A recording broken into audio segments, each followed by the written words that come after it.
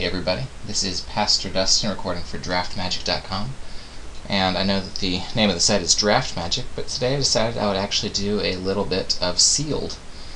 Sealed is not my favorite format. I usually like to do Draft, but I've done a whole bunch of these Draft ones, so I figured just to mix it up a little bit, I would do a Sealed M14. So I'll step you through my Sealed process. One of the things is that I've got this amazing bomb.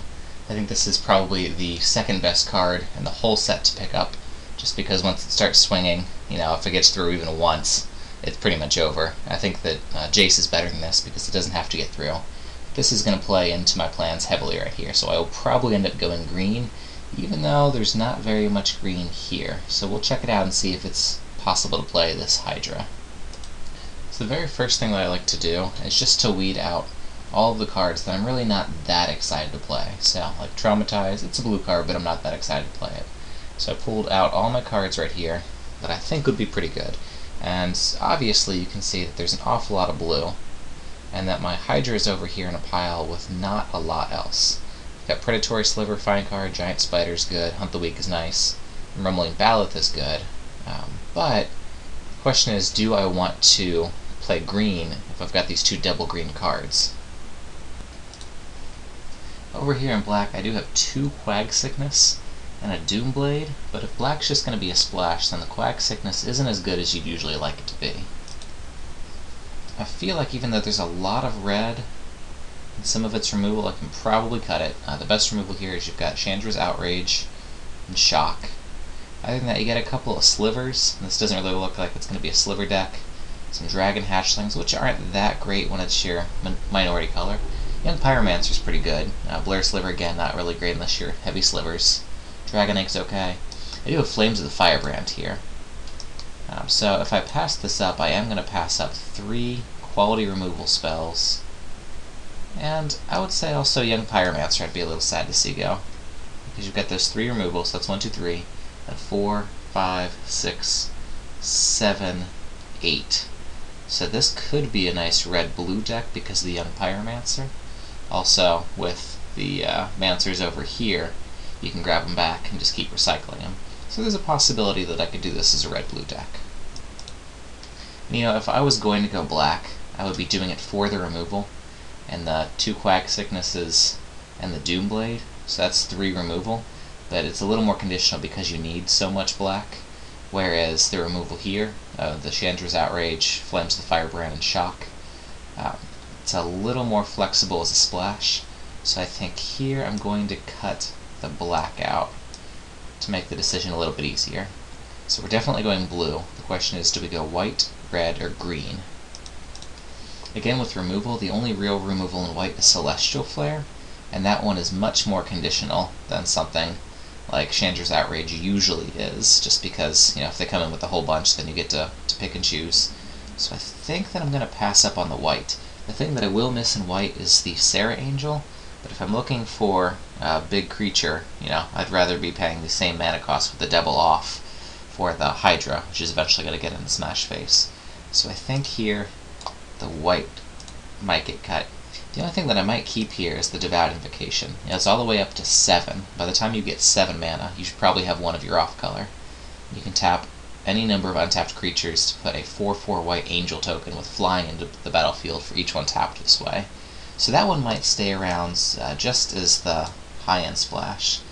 The rest of these, I'm just not too wild about. I hate to see Sarah go, but I think that it's right to cut white here. So now we're left with the question of red or green. We do have 15 blue cards, which means that we're going to need, 7 or 8 off-color cards. So let's look at green here. We've got 1, 2, 3, 4, 5. So we would need 2 or 3 other cards other than green. If one of them's this, you can also have a Quarter Shield and a Dark Steel Ingot. I'm going to toss the Bubbling Culture now, just because we didn't go black, and we don't really have a whole lot of Festering Newts, so that one's going to hit the yard there. So let's cut out all of the garbage from red to see what we would be playing against each other here. So this is about what the 2 piles look like. I'm on the border with a Dragon Egg. Normally I wouldn't play it, but Sealed is a slower format, so this might be better. So we're looking at Lightning Talons, Dragon Egg, Shock, Flames of the Firebrand, Chandra's Outrage, and Young Pyromancer versus Rumbling Baloth, Hunt the Weak, Giant Spider, Predatory Sliver, and Colonian Hydra. I think one of the things that I'm going to do here is sort this by converted mana cost to see what my curve looks like. And it's pretty aggressive here for sealed. I've got a whole bunch of 3-drops. Let's see, the red cards tend to fall toward the early part of the curve, and the green ones tend to fall toward the late part of the curve. I don't know how acceptable it is to go 3.5 colors here. I'm kind of tempted, just because the quality removal in red, you've got like Flames of the Firebrand, and that can be a 2-for-1 pretty easily, and on a rare occasion a 3-for-1. And Outrage is really good, but you can't be splashing all over the place and have the double red. Also, blue-green is typically a better archetype because you've got the green to gum up the ground. You've got Predatory Sliver, Rumbling Baloth, and the Giant Spider that could help to hold the ground a little bit, while blue takes over with the flyers like the Air Servant and the Messenger Drake. So blue-green's a little bit more of an accepted archetype. I'm just not sure which one is stronger here. Let's just take a look to see what it would look like if we took out all. So this is what it looks like if we take out all the red. You notice that it is a low creature count, only 13 creatures. So let's sort this by creatures and spells. Okay, so this is what it looks like if we're going to play the traditional 23 cards. Now we've got a whole bunch of spells, especially early here in the curve. On the bright side, that's nice for the Mancer. You can waste an early Disperse or something like that just to keep yourself out of trouble, or get an Essence Scatter off and then bring him right back. I've got the Trained Condors, which don't seem to have anything to pick up right there in the 3 spot, but if you can pick up a Hydra, that's just match right there. Baloth is also a really nice target to pick up. Got Wall of Frost to jam up the ground. Phantom Warrior's okay. I think that our problem here might be gumming things up early. You do have Time Ab to help you out, Claustrophobia, and Disperse as removal. Wall of Frost counts as quasi-removal. So yeah, I guess you've actually got a fair amount of things here. One of the questions is, do we need a Quarter Shield, or would that be better off with something else? Just because with such a low creature count, equipment becomes less valuable. I think because I have such a low creature count, I'm going to move out the Quarter Shield for now. I'm going to bring in Ranger's Guile. Now I know that Ranger's Guile is not a creature, so you might be wondering why I would do that. But the Ranger's Guile is much more useful if your plan is to get to the Hydra and then protect it. Because you can play Hydra, and then if Doomblade comes down on it, didn't do a whole lot for you. So I'm going to bring in this Guile as a way to protect my major threats. All these guys up here can really finish out a game. If we get to this point, we should be alright. I'm going to try this out, just a tiny little splash of white.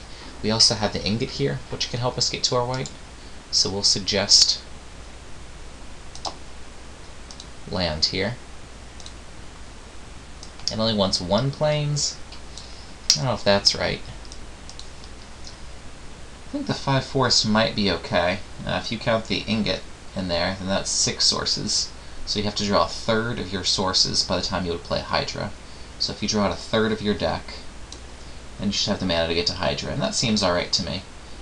So I'm going to leave the forest there. I will take 1 island off and move it up to 2 plains, so that way you've got 3 white sources to possibly play that invocation.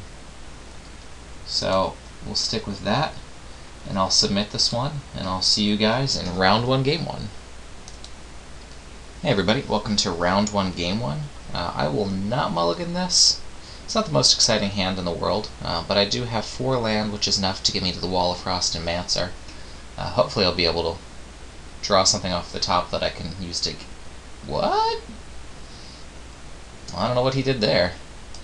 Okay, well, our opponent just dropped out, so I guess I'll see you guys in the finals.